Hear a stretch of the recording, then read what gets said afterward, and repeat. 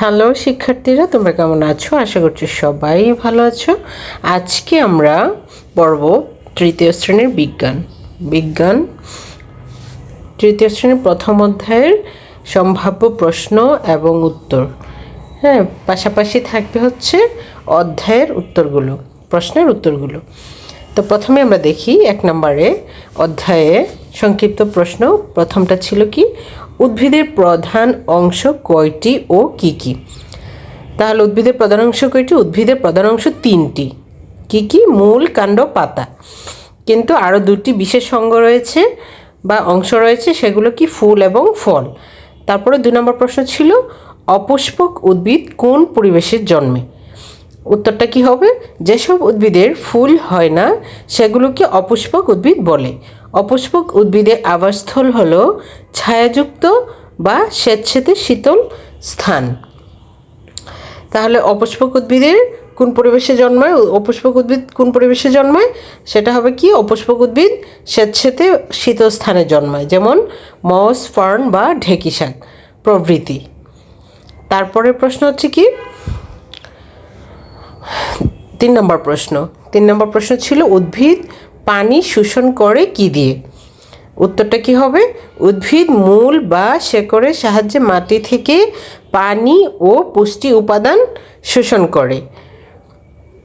উদ্ভিদের মূল বা শিকড়ের সাহায্যে কি করে? মাটি থেকে পানি ও পুষ্টি উপাদান শোষণ করে কি করে? কাণ্ডের দিকে পরিবাহিত করে। মূল থেকে কাণ্ডের দিকে পরিবাহিত হয়। ওকে। তারপরে প্রশ্ন, ফুলের উপস্থিতির উপর ভিত্তি করে উদ্ভিদের শ্রেণীবিন্যাস করো। এটা হচ্ছে কি সম্ভাব্য প্রশ্ন, এটা অধ্যায়ে নেই, কিন্তু যদি পরীক্ষায় আসে, ফুলের উপস্থিতির উপর ভিত্তি করে উদ্ভিদের শ্রেণীবিন্যাস করো, তাহলে এটার আনসারটা কীরকম হবে? এটা কিন্তু চ্যাপ্টারের ভিতরে যে আমরা পড়ে আসছি সেখান থেকে আমি কোশ্চেনটা দিয়েছি। ওকে, তাহলে কি লিখব? ফুলের উপস্থিতির উপর ভিত্তি করে উদ্ভিদকে 2 ভাগে ভাগ করা যায়। কি কি? একটা হবে ফুল আছে যেগুলো, সেগুলোকে আমরা বলবো সপুষ্পক উদ্ভিদ, আর একটা হবে অপুষ্পক উদ্ভিদ। অর্থাৎ 2 ধরনের, একটা হবে সপুষ্পক, যাদের ফুল হয় তাদেরকে বলা হয় সপুষ্পক উদ্ভিদ, আর যাদের ফুল হয় না সেগুলোকে বলা হয় অপুষ্পক উদ্ভিদ। ওকে। তারপরে প্রশ্নটা হচ্ছে, সপুষ্পক উদ্ভিদ কাকে বলে? এটা কিন্তু চ্যাপ্টারে নাই, হ্যাঁ, কিন্তু এটা যদি আসে তাহলে আমরা কি লিখব? সপুষ্পক উদ্ভিদ কাকে বলে? যেসব উদ্ভিদের ফুল হয় সেগুলোকে সপুষ্পক উদ্ভিদ বলে, যেমন আম, গোলাপ ইত্যাদি। তারপর হচ্ছে বর্ণনামূলক প্রশ্ন কি আছে?